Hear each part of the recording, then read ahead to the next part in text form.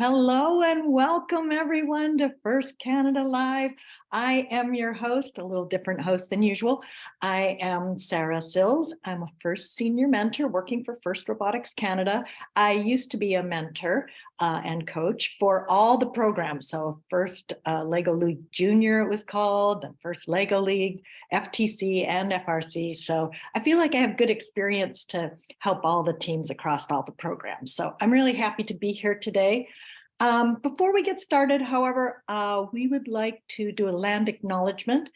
As we gather for this meeting, physically dispersed and virtually constructed, let us take a moment to reflect on the meaning of place and, in so doing, recognize the various traditional lands on which we celebrate today. We acknowledge the elders and youth, past, present, and emerging, of all the land on which we work and live.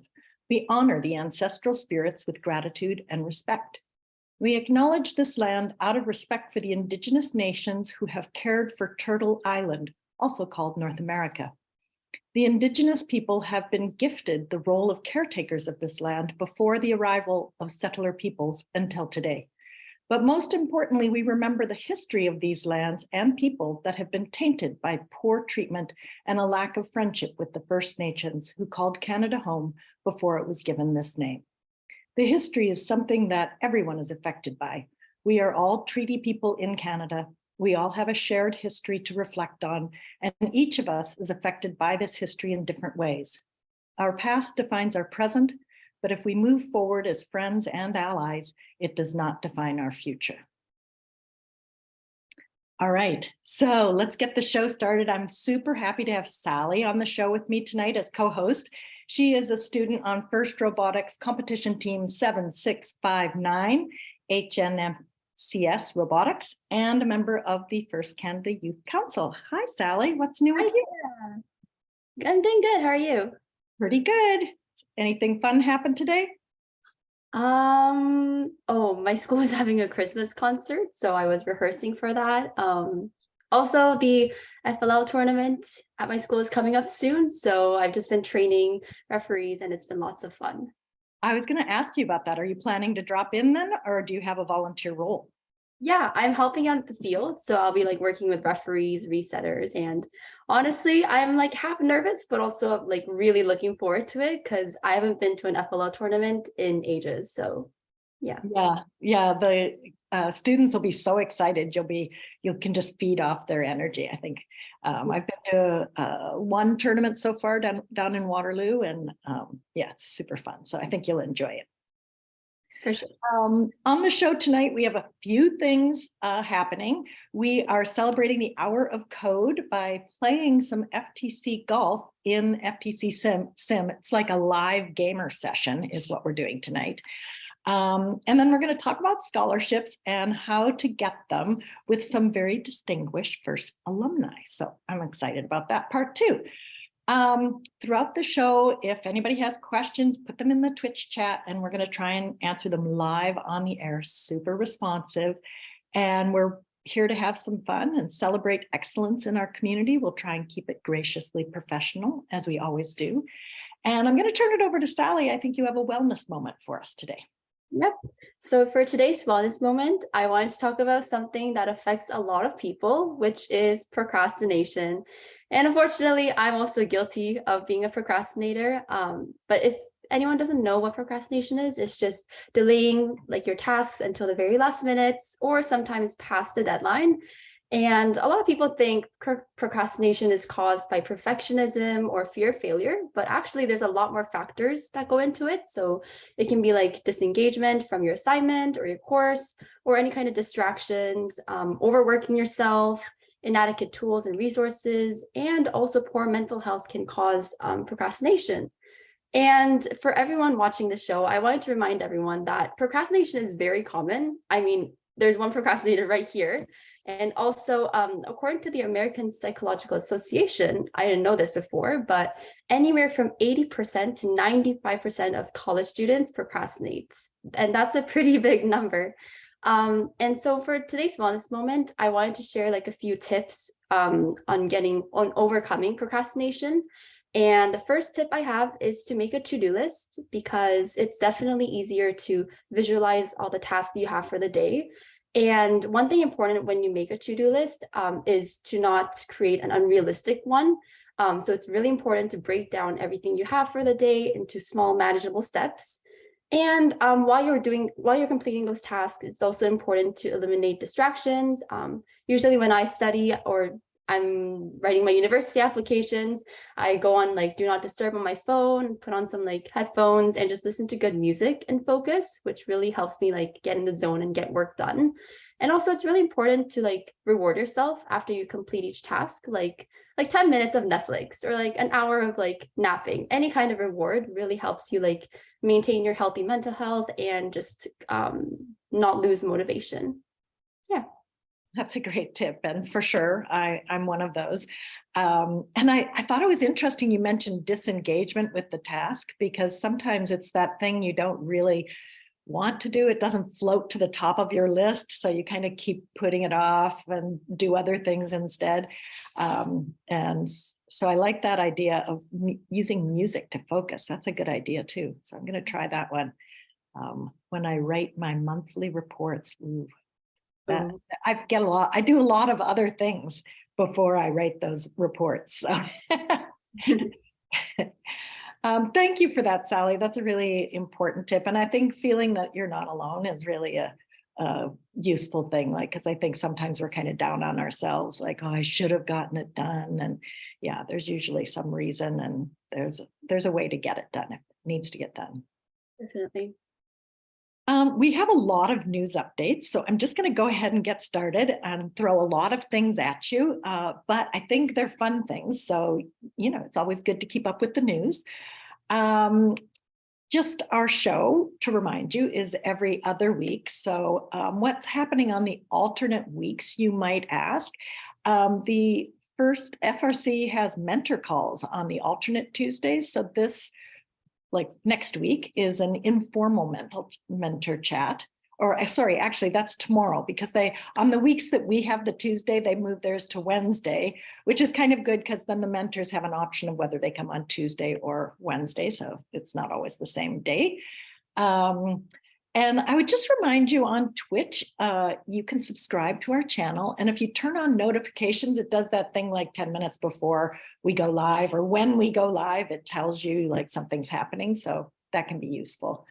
And you mentioned the FLL event at your school. It's super exciting that all of our events this year so far are planned to be in person, which is very exciting. The students are so happy to be back in person. They're open to the public. There's no capacity limits, so drop in. You can go to the First Canada website to see where there's one near you. We have a lot of events going on all over the province. There was just one up in Sudbury for FTC last weekend. So it's not just limited to Toronto area, they're all over. We are wearing masks, which I think is, good because we're all coming from different places and we're kind of crowded. And vaccination we recommend, but we're not doing that checking or anything. So it's a good idea. I want to give a heads up to our FRC teams. I don't know if this applies to you or your team, Sally, but some FRC teams are hanging on to wait lists, crossing their fingers, hoping they get into certain events. And you're pretty much going to get an email this week saying like, it's not going to happen. Choose another event. So we have space at Windsor, North Bay, and Western. So if you want another event and you're not clearing the wait list, go ahead and put your name on one of those events, which will just help get everything organized. I was going to mention also the First Mentor Network. We just were talking about this last night at a meeting, and the First Mentor Network is a kind of a matching system where people who would like to mentor can put down like what their skills are, and then teams that need a mentor can go on there and say that they're looking for a mentor, and it like matches you, and you can message and see if it's a good fit. You can mentor virtually or in person. So it's kind of cool. There are 5 mentors on there that are willing to mentor teams in different areas, again, across Ontario. And there are 4 teams right now that are looking for mentors. So I'm guessing it'll match. So that's pretty cool. And that's how some of our alumni are getting engaged. So I'd recommend you can get to that from your First Canada dashboard. So that's how you find it. Also coming up is the First Robotics Canada is running some all girls learn to code free 1-hour sessions for the FTC Sim. We run monthly sessions for everyone. So if you wanted to join any one of those sessions, it's kind of an introduction. It's just a 1-hour session. So if you like to be guided, that's a great thing for you. But these 3 sessions in December are targeted for all girls only. So if you feel like that'd be a cool environment, you can sign up for that. And also the first, I'm almost done. I know it's a lot. I felt like it was a lot. The First Canada Alumni LinkedIn group is growing. We are over 500 members. We've had a real push this year to try and get people on. And we have our sponsors are interested in posting jobs there that they might have. So that's a good reason to sign up. And the alumni can be supports to each other and share happy news and can reconnect if you're looking for a friend from your team. And I know there were some volunteer opportunities if you wanted to get involved. So check that out. And I think that's it. Did you have anything you wanted to add, Sally? I feel like I just totally dominated that. No, I think that was great. Okay, then we're going to go on to a sponsored video before our next segment, and we would like to just have a little shout out to Enbridge Gas.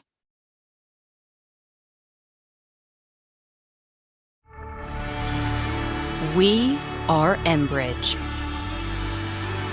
and we deliver the energy that fuels quality of life. We connect North America's rich energy supply with communities across the continent and beyond. We are resilient and innovative, delivering the energy mix of today and tomorrow.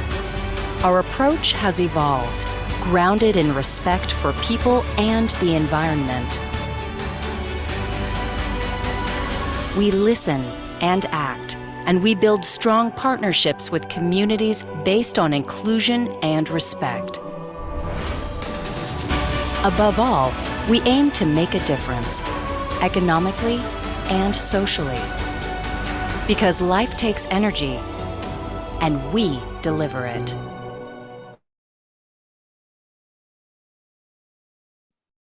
All right, it's time for Hour of Code. Are you ready? Yes, I'm so ready.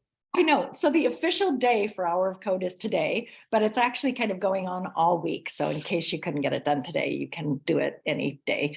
So I'm going to go ahead and introduce a few of our guests today. We have Lisa Ramraj. She is First Canada alum and our First Canada FTC program manager. Hi, Lisa. And we Hi. We're just going with the wave.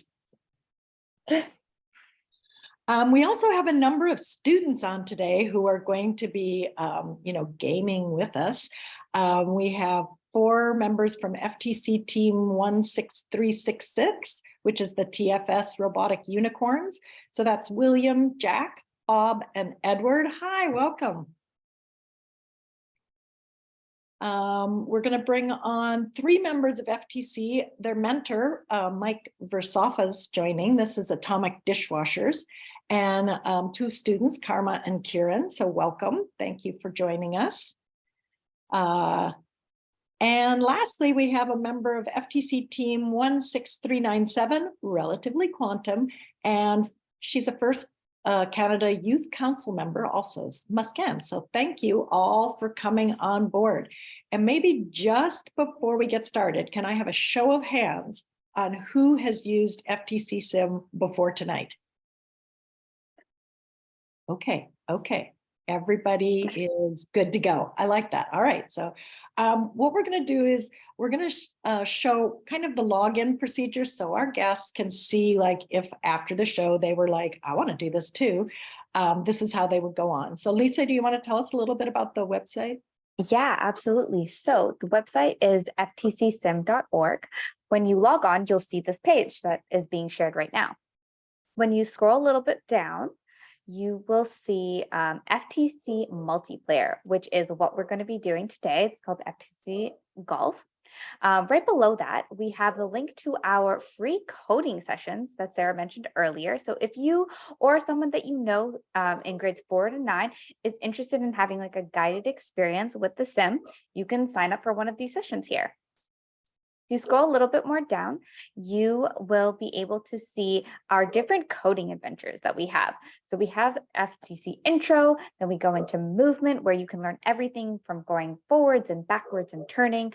We have sensors, and then more complicated puzzles, FTC puzzle and grabby, where you get to use a different type of robot. And we also have the First Tech Challenge Freight Frenzy and Power Play games, where you can use a robot to actually play the game virtually. So you probably can like test out your autonomous or different ideas that you had, and you can simulate it in the simulator. And if you scroll a little bit slower, you will see our monthly challenge called the Arena Challenge. In this one, the puzzle changes every single month, and you get to challenge yourself to complete the puzzle as fast as possible against everyone around the world. Every night, you will get to play the top 10 runs for that puzzle and get to see like what can you improve on, how can you be better and faster. So we're going to check out FTC Golf today and have our lovely players playing the game so you can all see what it's like. Perfect. So while you guys are getting logged in, this is kind of going on behind the scenes. We're getting everybody logged in. I'm just going to ask a couple of questions, while you're logging in. So first of all, let's have some people from the TFS Robotic Unicorns tell us about the season. Hi, so this season has been going pretty well. We've developed a robot that can, I would say, do most of the tasks. And we've been a FTC team for over 3 years now. And since we stopped during COVID, we kind of had less time than some other teams to kind of prepare for this competition and get everyone who joined this year familiar with the FTC spirit. But in my opinion, everyone is learning a lot about FTC. Definitely using FTC Sim to learn more about this kind of coding. And I just hope all the teams have a great year. That's great, William. Thank you. That's perfect. And I know people are getting logged in. That's great. How about Karma and Keiran? Can you comment on your season? Keiran, do you want to go and talk about that? Sure thing. So far, our season of FTC has gone pretty well. We got to compete in a week 0 event at Scarborough, where we got to compete with lots of fun other teams and see how it played out during the season. As well as just last weekend, we competed in Sudbury and placed 13th overall. Ooh. How does 12? Did we?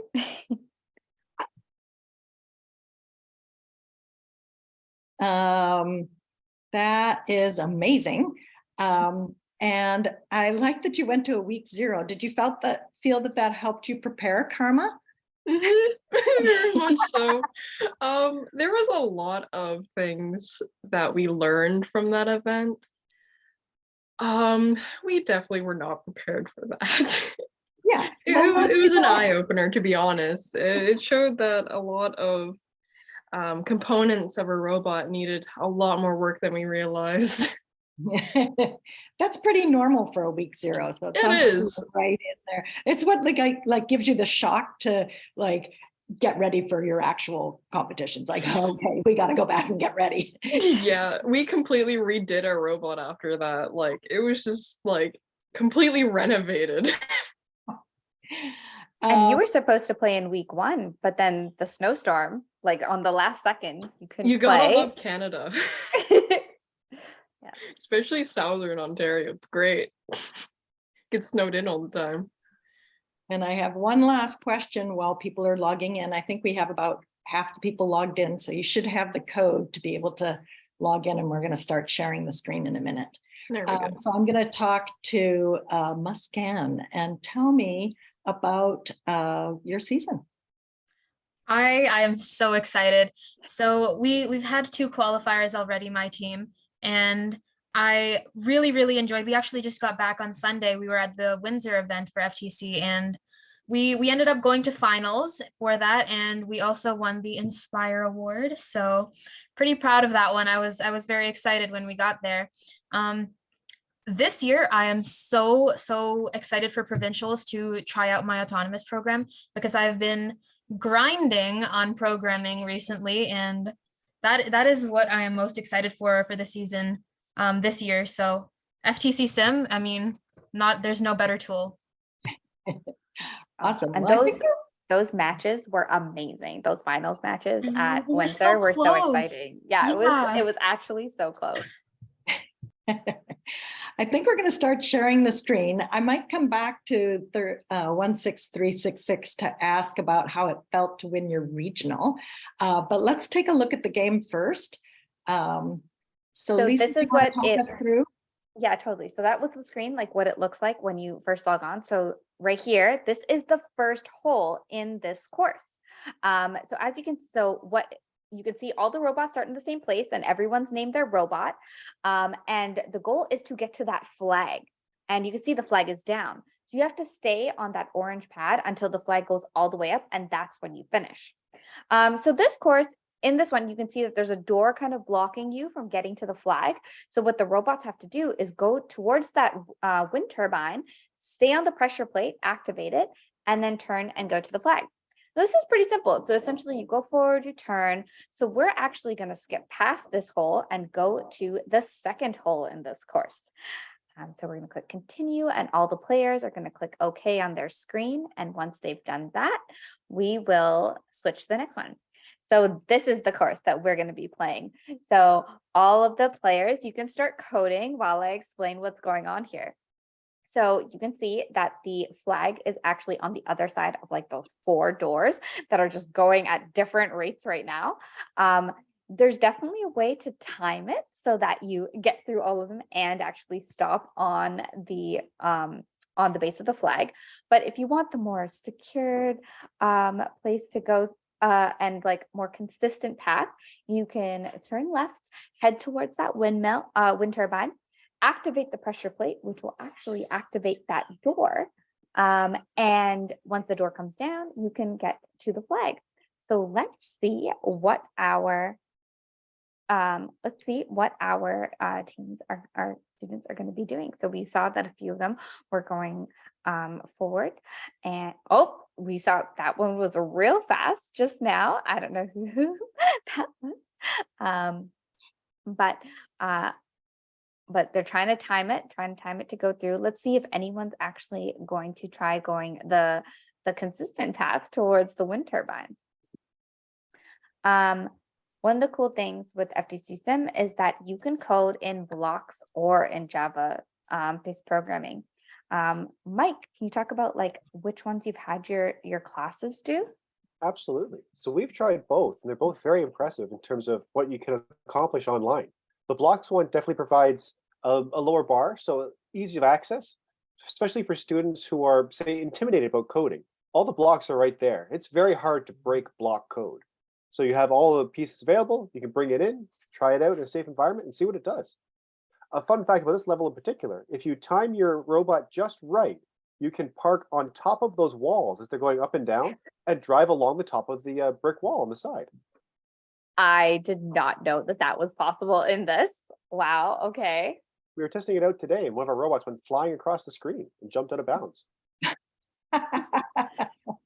We can see that, the green robot actually got all the way to the end, but then since you have to actually stop on that pressure plate, that's why green has to start again. But we can see the yellow robot is actually headed towards that pressure plate. And it's cool because like you can see all the different robots, and you can see where everyone's going and what path everyone's taking, so you can kind of get ideas from each other too. So asynchronous multiplayer, which we love. We actually Lisa, tried little running. Question. Oh, question. Yes, please. We have the room limit set lower than the number of players that are here to play. Is there a way we can adjust it once the room's already open, or did that ship sail? No, unfortunately, we cannot adjust it once the room has. All right. Once Well, the then game maybe has we can started. include the other students in the conversation, since they Yeah, won't for play sure. the game. Oh, I'm so sorry, guys.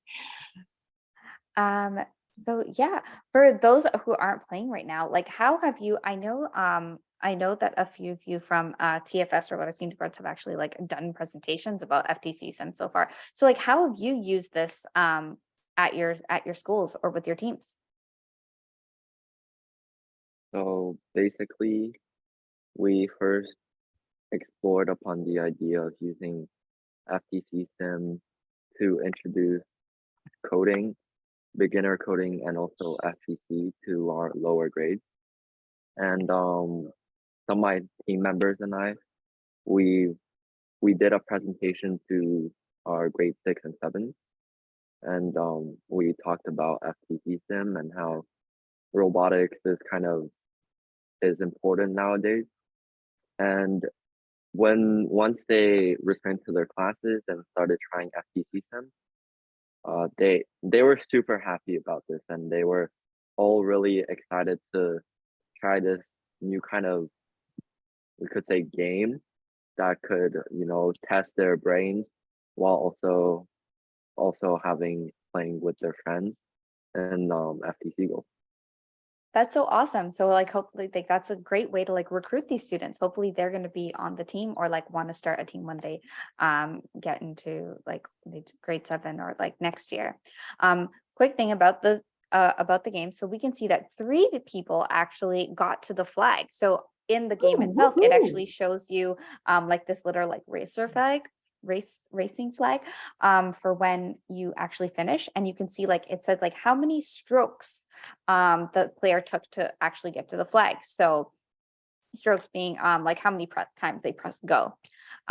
So with a few minutes left in the segment, we're actually going to show you what the last hole on this course looks like. So we're going to click continue. So if everyone can click OK on their screen so we can jump ahead to the next one. So this is the final hole on this course. As you can see, there's the wind turbine again, and you have to actually go down this cool ramp to get to the flag, which is all the way in the corner. Oh, and we see some people. Let's see if anyone can solve it in 2 minutes. There's a few different ways to get down. One being activating the door so that it goes down and then following the path. There's actually another way that you can actually get down. As you can see, there's actually no barrier on the hill there. So you could actually go backwards. And if you time it just right, you could like land on the flag, maybe, possibly. All right. Well, I think we're out of time. This was pretty fun, though. Like, I'm tempted to do it again another day. And I'm so sorry, William and Edward, that we weren't able to get you in, but I'm glad you were able to add some insight to the conversation. One more quick exciting thing before we head out. Mike, do you want to talk about that high score real quick? Sure. So just one quick question for 16366. What was it like getting a world high score? Like ranking top 10 in the world is an incredible feat. Did you it's never know? been done before by an Ontario team. Yeah, I can answer this one. So it was definitely. Oh, sorry about that. Oh, my camera just. Okay. Yeah. So it's not exciting. Yeah, it was definitely an exciting moment. So as William stated earlier, this year I think it's definitely an upgrade for FTC in our school. because obviously previously there was the pandemic and stuff. But this year we definitely recruited several new members. And for example, me, Edward, and Jack are actually relatively new to this program. And so I can definitely say this year we are really motivated and determined. We already qualified for provincials and we definitely want to aim further, and also getting that high score. I think I was human player, so it was really intense on the field.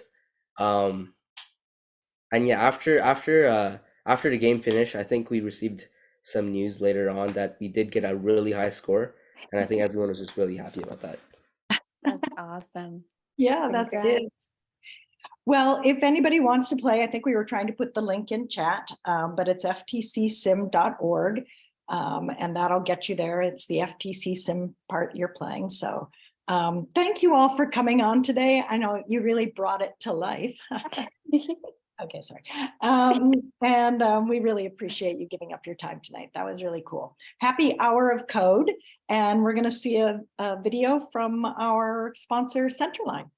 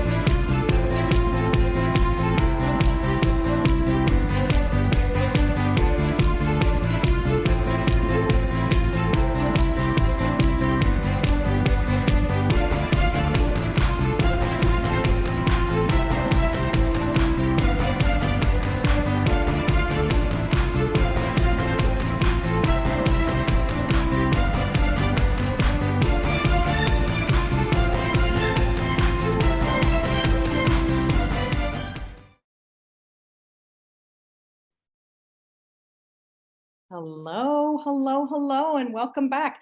Okay, Sally, are you ready for the next segment? Mm-hmm. Is this the kind of stuff you're trying to do right now? Scholarship. Oh yeah, I'm definitely here for all the advice I can get. Right. Okay, so I think that'll be good. All right, first off, we have Mehak Dhaliwal. She is First Robotics Canada and Youth Council alum of Team 4939, AllSpark 9, and a systems design engineering student at the University of Waterloo, and the 2021 recipient of the Don Bossie Leadership and Innovation Scholarship. By the way, she also won some other scholarships: TD Community Leadership Scholarship, First Canada Canadian Women in STEM Scholarship finalist, Loran Scholarship finalist, University of Waterloo Faculty of Engineering Entrance Scholarship, for a total of $100,000 approximately of total scholarships. Welcome, Mehak. Hi, everyone. I'm super excited to be back. This feels very nostalgic, and thank you for having me.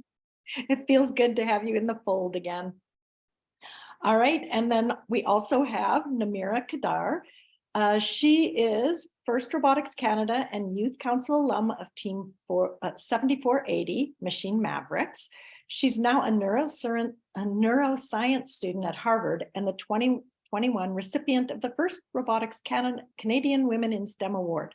She also won the Western President's National Scholarship, McGill Entrance Award, UBC Entrance Scholarships, TD Community Leadership Finalist, which added up also to about $100,000 in total scholarships.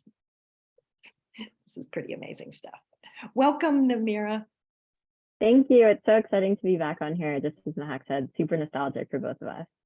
It really feels good. And last up, Jordan Clausen. He is First Robotics Canada and Youth Council alum of Team 5024, Raider Robotics. Now he's an integrated biomedical engineering and health sciences student at McMaster University and a 2022 TD National Scholar.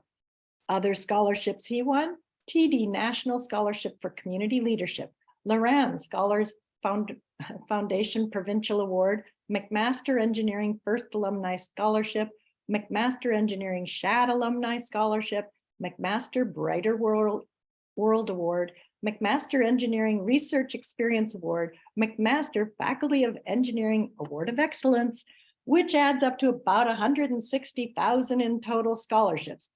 Well, nice to have you here, Jordan. Oh my gosh, I'm so happy I'm back on First Canada Live. I feel like it's been too long. We feel the same way. So we definitely say we have the experts on for this scholarship discussion. So maybe we'll go around first and just tell us a little bit about yourself, where you're now, the scholarships you received. So just let us get to know you a little bit. Let's start with you, Mehak. Yeah, so hi everyone, my name's Mehak. I'm currently at the University of Waterloo in System Design Engineering.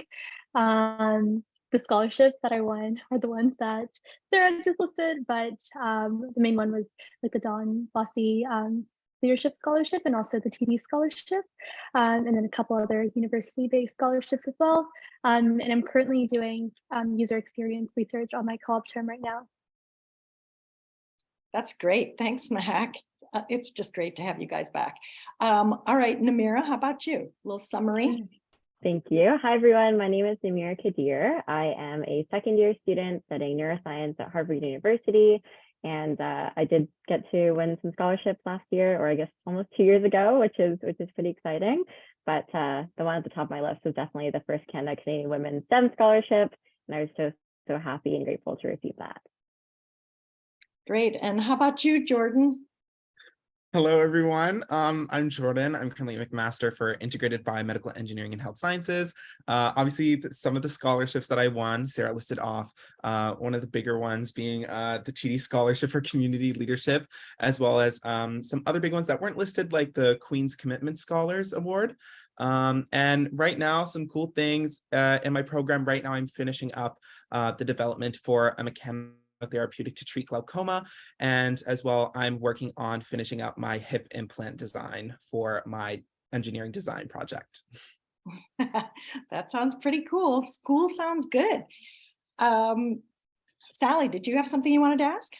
Yeah, so I know there's a lot of scholarships available, but it is kind of hard to find the scholarships. So I was wondering if each of you could answer like how you chose which scholarships to apply to, maybe starting with Jordan.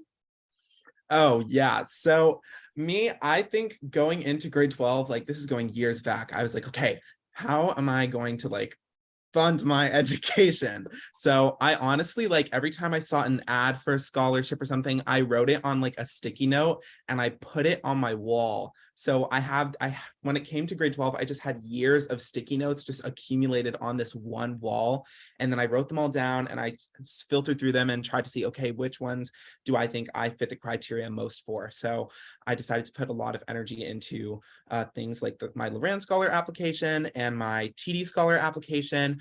But another big scholarship here in Canada that people commonly apply for is the Schulich Leadership Scholarship. I decided that I didn't necessarily fit the criteria for the Schulich Leadership Scholarship, and I knew that the fields that I wanted to go into weren't eligible for the Schulich Leadership Scholarship, so I just decided not to put my time into that. So I think making sure that you're applying to things that you feel are within your scope is something that I tried to keep in mind during my scholarship search and application process.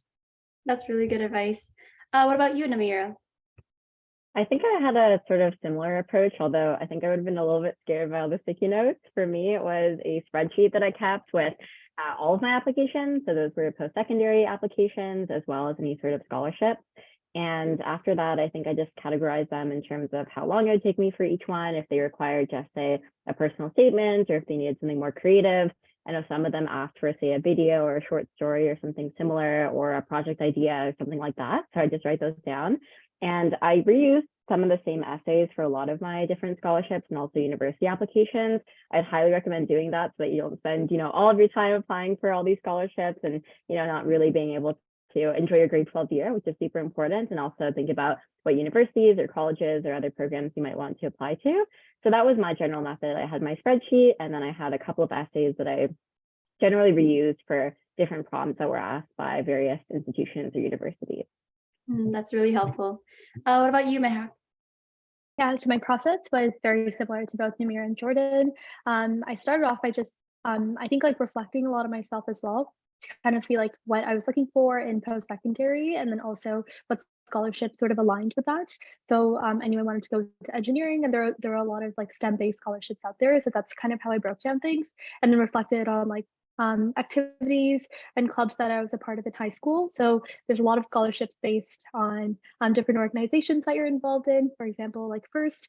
So looking out for those as well, and then just having a clear idea of like what the deadlines look like, what the requirements are, and like dividing them out based on external scholarships and also university-based scholarships as well. You got a lot of scholarships, all three of you. So is this like you got everything you applied for, or like, what do you think? How many did you apply for to get that many? All right, Mehak. Yeah, I definitely did not get every scholarship that I applied to.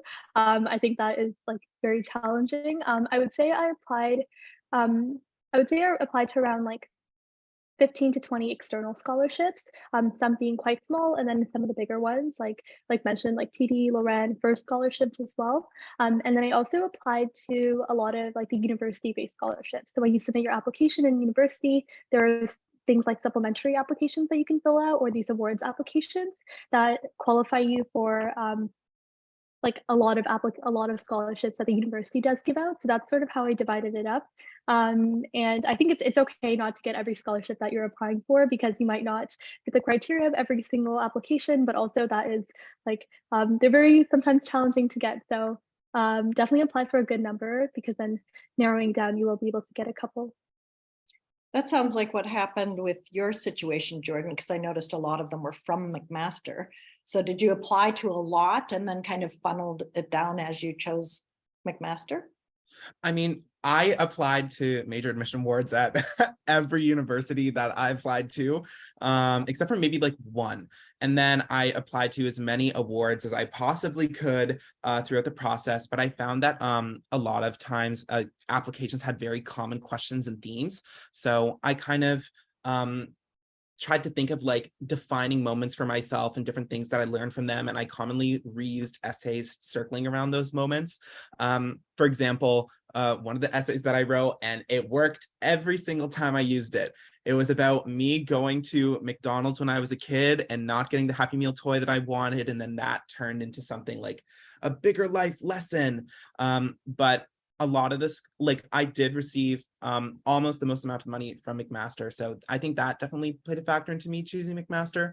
But also because like McMaster iBiomed was definitely like my top choice in terms of specific programs.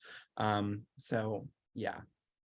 And Namirah, did you want to comment on that? Like, did you apply to a lot to get a few, or I mean, I think that most of the scholarships that I applied to were connected to the actual universities themselves.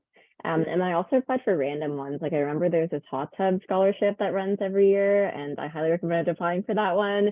And there are a bunch of like more, silly scholarships that I guess my guidance counselor recommended, or I just find on different websites. I found Scholarships Canada and ScholarTree were both really great websites for finding different scholarships that you might be able to qualify for.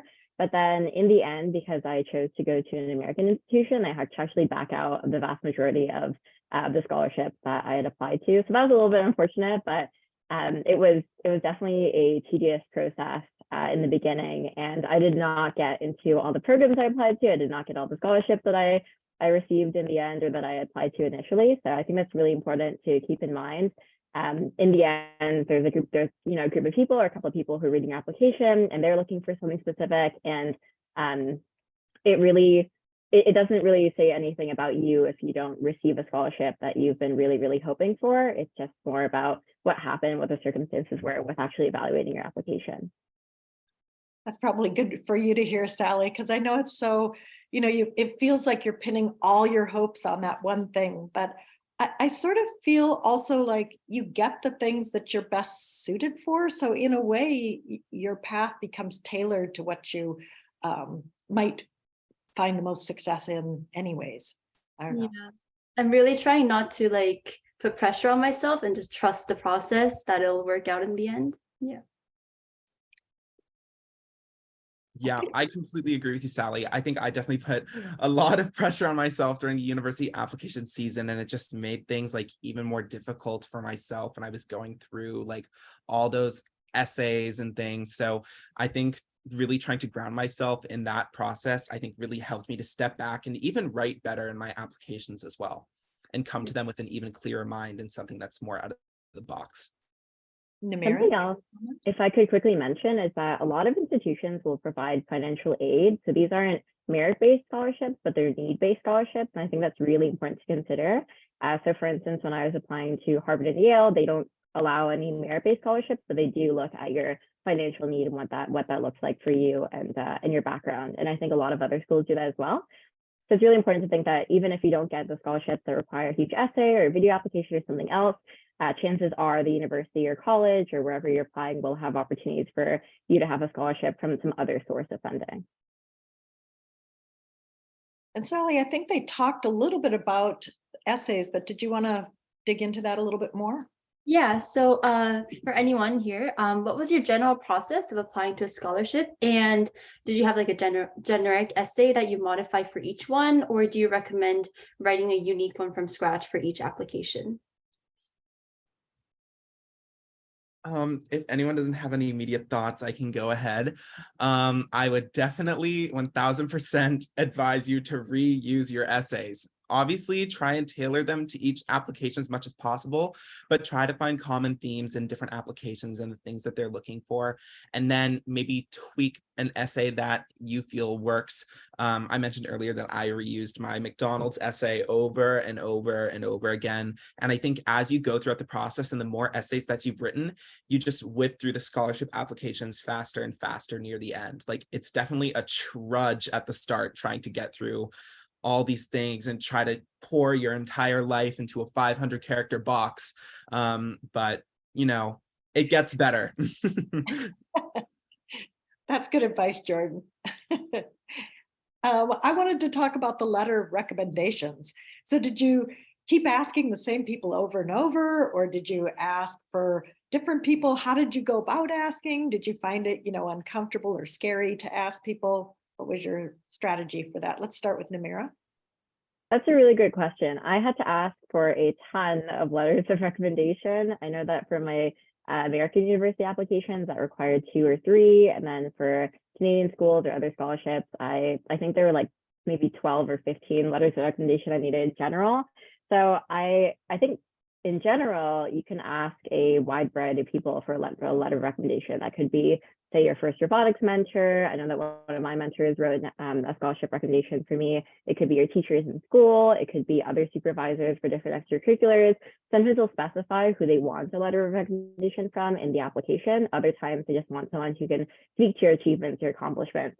And I think that it could be a little bit daunting at first, but what I'd recommend is to just send your resume or a list of specific things that you'd like them to talk about in your letter of recommendation, because chances are if you're asking them for a letter of rec in the first place, this person really likes you and they really want to see you succeed. They want to support you. And I'm sure that you all have people in your life who are like that, whether that's, teachers or mentors or someone else who's in the community. So it can help sometimes to just send over a resume. What I would do for specific recommendations is I would send a couple of jot notes about what the scholarship was actually looking for, and then that way that they could incorporate that into their letter of recommendation as well. I also asked the same people for a couple of letters of recommendation, so they really just adjust it a little bit to change the wording or, to whoever it was who is going to be evaluating the application. But that would be my general process that I recommend. As a person who writes letters of references, I really like that approach, because although I often feel excited and proud and happy to write the letter of recommendation, I don't want to get anything wrong. So I don't want to say you did this at this time or that, I don't know what role you had or something if it's not correct. So I really like having the resume to refer to. And if you can target like what area they're looking for, that really is helpful. Anybody else want to comment on that? Do you want to go, Mehak? I feel like I've talked so much. No, don't worry, go ahead. Yeah, I think that when I was looking for people to get letters of reference for, I think there were various people that popped up into mind, but I tried to pick someone that I knew me in various different spheres and saw like my capacity in the things that were that I had leadership positions in, but also someone that could write well. I think that there's a lot of people I could have asked that I feel wouldn't have necessarily been able to come speak to some of the other experiences that I have been in. So I chose someone that knew me in a wide range of things and that chose like a more defining moment. I don't know. I feel like a lot of the essays and letters of recommendation I took very quirky approaches to. So I know probably one of the letters of recommendation that I read whenever I feel bad about myself. I'm like, oh yes, I love this. It was they started off the letter of recommendation talking about how I walked into class in like a full purple Teletubby suit on a spirit day that no one else dressed up for. So that is so Jordan. That is so Jordan. So it was just me walking through the school in this big purple suit with like I think it was Tinky Winky. Anyways, they said Tinky Winky in that letter too. So I tried to pick someone that was able to write well, knew me in a scope of leadership positions and capabilities, and was also able to speak to something a little quirky and had emotional value. Mehak, did you want to add anything? Oh no, I was just going to say that, Jordan, we need to see that picture. So whenever you want to share us your purple Teletubby suit, feel free to do that. But I also wanted to add that I think during this like scholarship period, things are very hectic, especially for your teachers or your community members that you're asking these references from. So like making sure you give them like an adequate amount of time to write out that reference. And I think the more time you give them, sometimes that like translates into like more thought that they're going to be able to put into it and spend more time like really articulating you as a person in this reference letter. So like I think usually like giving them like two to 4 weeks to write out the reference letter is always like a great idea. So just keep that in mind when you are making the list of applications. Make sure you allocate enough time for your references to be able to get that back to you as well. That's another great tip I would like to thank you for. Sorry. Yes, but I think you're exactly right. Like a lot of people want to think it through before they put pen to paper. So yeah. How about you, Sally? Other questions? Yeah. So my next question was, what makes a good scholarship application / essay? I guess I have advice. I've alluded to it throughout, but I think one of the biggest pieces of advice that I got from someone is that I think telling a story that no one else could ever possibly tell is going to be a way to stand out from others really, really well. So if you can start off an essay with something crazy, like absolutely insane, like, I don't know, maybe a purple Teletubby or like going to McDonald's, then no one else is going to be able to say that kind of thing. And then it'll stick with whoever's reading your application. That's great advice. Mehak, did you have a thought? Yeah, I definitely agree with Jordan. I think storytelling is very powerful, especially in conveying like, I guess like what you do as a person. I think everyone in high school does extracurricular activities. Everyone is really able to get involved. So making yourself stand out is like super important. And you're all like very unique and have these like smaller nuances about you that you want to be able to convey in this essay that these scholarship committees are reading. So being able to storytell is super important. I also wanted to say that it's okay to like brag about yourself. Like that's what these scholarships are about. And I think first students are often very like humble, so they don't want to like brag or really like share like their accomplishments. But even being able to share like 1 or 2 accomplishments and how that impacted you as a person is super impactful. So being able to like add numbers to it and give examples is like really important. But yeah, take the time to brag because that's what these like scholarships are all about. Tell me that you used Mehakathon somewhere. I am honestly regretting it right now. Like after hearing Jordan talk about his like Teletubby costume and story, I feel like that would have really like made me stand out. Honestly, I need to use it again. I think so. Namirah, did you want to add to that? I think that I would second Jordan's advice there, which is to write something that no one else can write. And that doesn't need to be about an accomplishment or an award you received or a competition that you won or something similar. I'd say that it's better to write about something that is just truly unique to you. I know that I wrote about working in an auto shop when I was in high school. I wrote about how I'm a fish breeder. I wrote about my fascination with prisons when I was in, elementary school. And I think those kinds of topics, like whatever it may be, I know someone who wrote about his comic books that he would write. I have someone else who wrote about her love for K-pop, for instance. Whatever it is, if you can tell a story, that can be really powerful, and it'll really stay in, the minds of the people who are reading your essays. I wanted to just a minute and sorry, Jordan, go ahead. Oh, no, I was just going to add on because Namirah brought up something that I thought was really good. I think that it's important that you need to keep in mind that you can brag about yourself. You don't want to keep yourself into the scope of you only writing about what you think people are going to think is the most impressive thing. For example, one of the essays was write about an accomplishment that means the most to you. And I think sometimes people might go to something that they think is more flashy, but maybe writing about an experience that is more humble and isn't necessarily something that people around you would know about can prove to be even more powerful than being oh, I raised blah, blah, blah money and I did yada, yada, yada, rather than being speaking more about kind of the emotional aspect. And that kind of reveals more of who you are as a person and allows the people reading your application to get to know you way better. Perfect.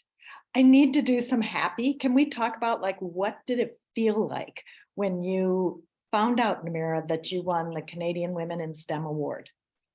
So for context here, I think I was making dinner with my family, and so I forgot that the award ceremony was right then, but then my phone was just blowing up. I was getting all these messages. I was saying congrats, and I was like, I don't know what's happening. I'm just making some rice right now. But then I turned on the TV and I put it on, on First Canada Live, and I found out that I won the Canadian Women's STEM Scholarship, and I was just so shocked. I think the initial thing was just oh my gosh, how did this happen? How did I miss it making dinner? And then afterwards, I was just immensely grateful to First Canada for awarding me that scholarship. It just felt so special, and I'm just so happy about it. I was beaming I'm still beaming, as you can see, but in the beginning, I was definitely a lot of shock. That's funny. I forgot about the whole, COVID times and virtual things. How about you, Mehak, when you found out about the Don Bossie scholarship?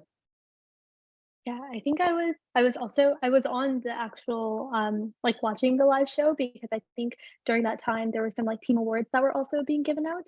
And I remember as they were reading out, I guess they read out this blurb similar to the award show, where they talk about the person and then they display the name.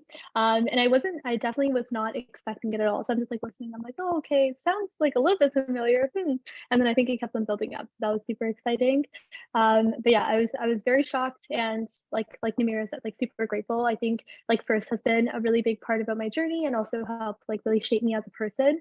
So being able to get the scholarship, I think it was I think it wasn't even about the scholarship, but it was I felt really grateful to be a part of this community that really helped me grow as a person. So that was super exciting, and still very grateful to First Canada and also Don Bossie as well for being able to create the scholarship. Yeah. Jordan, take us to when you found out about the TD National Scholar. This is actually really funny. So picture this. It's pitch black, 11 p.m. at night. I'm on the bus home from the FRC Windsor competition. I'm in the back seat. My head's on the window. Oh my gosh, I'm so stressed. Did I win that I still haven't heard back from them. And I check my phone and I see this notification that said, congratulations from TD. I jump up in the back seat. I'm oh my gosh, I just won $70,000. And then everyone on the bus is asleep. They're oh my gosh. And everyone's waking up and they're oh my gosh. And then my entire team is screaming on the bus on the way home from this competition. So that is a core memory for me. Oh, I wish I could relive that. That's super. So then I guess what I wanted to get to is so then it was worth all the hassle of writing those things for that moment when it was yes, it was worth it. Yes, it's actually funny. I almost didn't even apply to TD because I was oh, there's no way I'm ever gonna get this. It felt pointless, but always take your shot in the dark. You never know what's gonna happen, and you're probably poised better than you really think you are. Yeah. Okay, so thank you all for so much, like so many helpful advice and like fun stories so far. But if you could give one final piece of advice to any first student who's applying for scholarships, what would that be?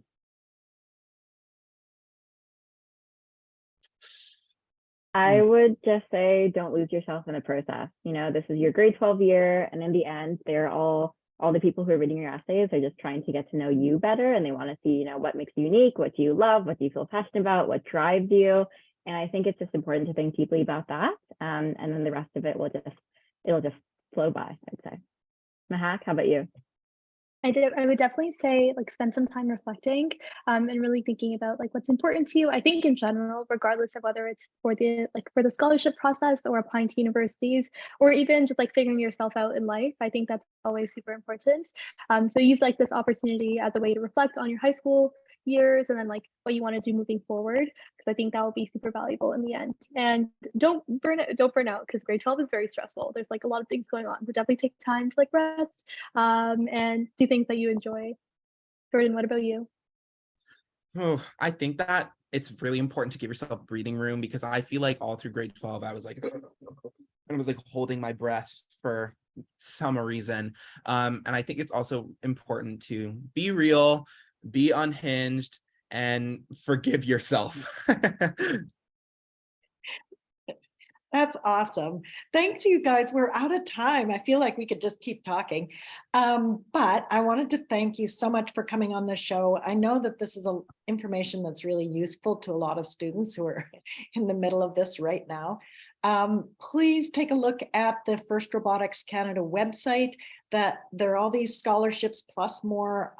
For example, there are almost 10 Canadian university and colleges that have FIRST scholarships as well. If you're going to the US, then check the First Inspires website, because there's lots of scholarships in the US as well. And I think that went into chat, so you can find that information. I'm going to thank you for coming on the show. We'll look forward to the next time we get together. Thank you. Well, Sally, what did you think? Good night? Yeah, that was super, super insightful, super helpful. Right. I thought that was really good information. So I think that was a pretty fun night. I feel, a lot of relief. I didn't let Karthik down tonight, so that's good.